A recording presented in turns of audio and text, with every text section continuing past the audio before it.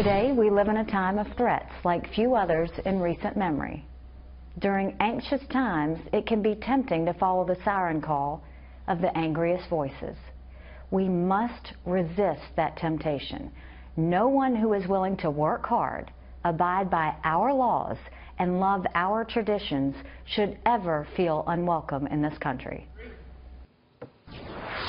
And that was Republican South Carolina Governor Nikki Haley last night speaking in what sounds like a jab at GOP presidential frontrunner Donald Trump. Joining me now is Donald Trump's son and Trump Organization Executive Vice President Eric Trump. Eric, good to see you. Thanks so much for joining us. How are you, Maria? Did you see it that way, that Nikki Haley, as well as President Obama, took a jab at your father? I don't know. I think it was a little benign. I mean, quite frankly, I think everybody needs to realize that if you don't start talking about the issues, issues don't get solved, right? He was the one that brought up illegal immigration, and it's kind of ironic that the president in the State of the Union last night was talking about border security. I mean, he's the one that's bringing up the issues. He's the one that's making those issues come to life. You have to talk about them. If you're not willing to talk about the issues, they'll never get solved, and I think that's what he's contributed to this amazing race. Yeah, I think you make a really good point, but he also said, look, you don't want to be, out there criticizing Muslims, and so that was a direct hit at your father and his commentary about banning Muslims from the U.S. Well, I actually take it as a great compliment that he spent as much time during the State of the Union kind of indirectly talking about him as he did. Again, the reality is you need to have these conversations. It's not talking about Muslims. I mean, we have more Muslim friends. We have more Muslim partners than anybody, right? This isn't anti-Muslim. This is that we're sick of seeing cities in the U.S. get shot up. This is that my father's sick of seeing, planes getting run into buildings. He's sick of seeing attacks like Paris and like the one that you had in Istanbul the other day. I mean, these are real problems that our country faces, that the world faces, and we need to address it. And his real key message is, when are we going to pump the brakes? When are we going to let a government that has failed this country, really figure out a solution to these problems? And I think that's why he's winning in all the polls. I mean, that's why his message is resonating. Actually, we do, I think it's 100,000 Muslims into the country every year, Anthony. Well, Eric, I think that's the big issue. I think Maria's bringing up an issue about the openness of the society and some of the fear that people feel about our current society if we're going to close down our border based on a religious test. So what's your response to that? Yeah, I don't think the point's closing down the border. I think the point is putting on the brakes until we can figure out who the people we're letting into this country are, right? And I think he's been very, very clear about that, despite how the liberal media might want to spin it. He says, listen, guys, let's pump the brakes. How are we going to let hundreds of thousands of Syrian refugees into this country if we can't vet them? And when our own intelligence agencies are saying that ISIS is part of that.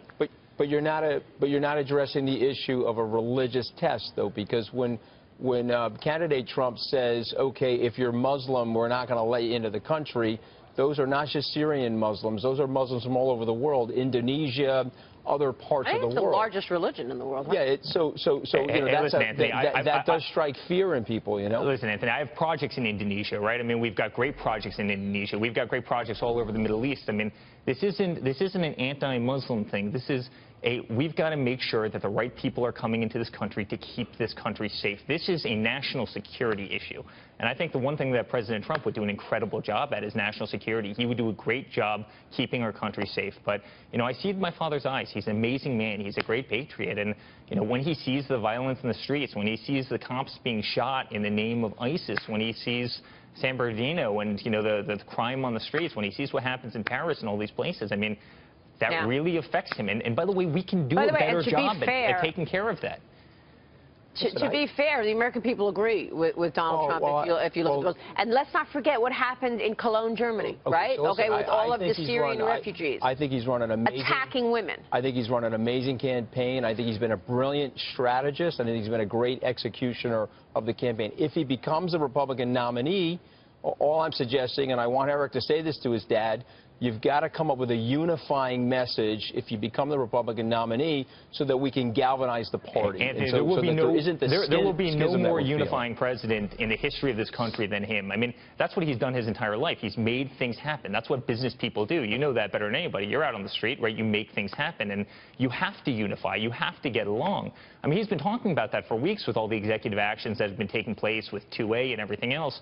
When is the president actually going to take the common road that government has, which is going to the House, going to Senate, actually having people vote, a democracy, right? I mean, isn't that what America is all about? Instead, he's signing executive orders. That's not being a unifier. That's not being a unifier. Yeah. That's being a dictator. Eric, have you ever, though, said to your dad when he's taken a personal shot at somebody that maybe that was unnecessary? Because that's not a unifier. And to some people, it's beneath him to do that, but he keeps doing it. Loves Twitter. Yeah, he does love Twitter. And, he's the guy, and I say this proudly, and, if somebody hits him, he hits them back, harder than they can ever imagine. But at the same time, he's the guy who will give his shirt off their back. For anybody. And he's shown that time and time again. I mean, he can either be the most loyal friend or the biggest enemy. And when people hit him, he's willing to hit back. And guys, we need that in a commander-in-chief. We need somebody who's willing to hit back, against the people who take advantage or against the people who criticize or against the people that use. I think that's why he's doing so well in the polls. He's a fighter. People like fighters. But do you worry, Eric, that he's alienated some people in the party to the extent that, if he's the nominee, they'll actually go to Hillary? I mean, how do you feel about his ability to actually beat Hillary Clinton in a general election? I think that's what GOP voters are worried about, that he gives the election to the other side. Well, there's 3 or 4 polls that are going out, including Fox polls, that say he's going to actually beat Hillary Clinton in the election. There's also another amazing poll that Fox did the other day that said that 20% of all Democrats would switch over if Trump was ultimately the nominee.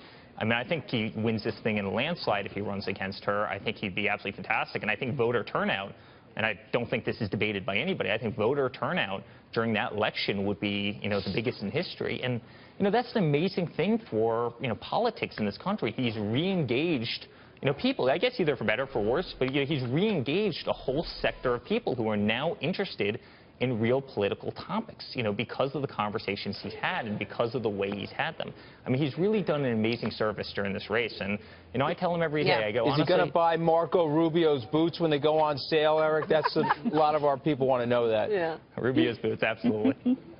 I can't believe we're talking about Marco Rubio's boots. I mean, really, it's Eric, it's always good to see you. We appreciate your time this morning. Thank you, Maria.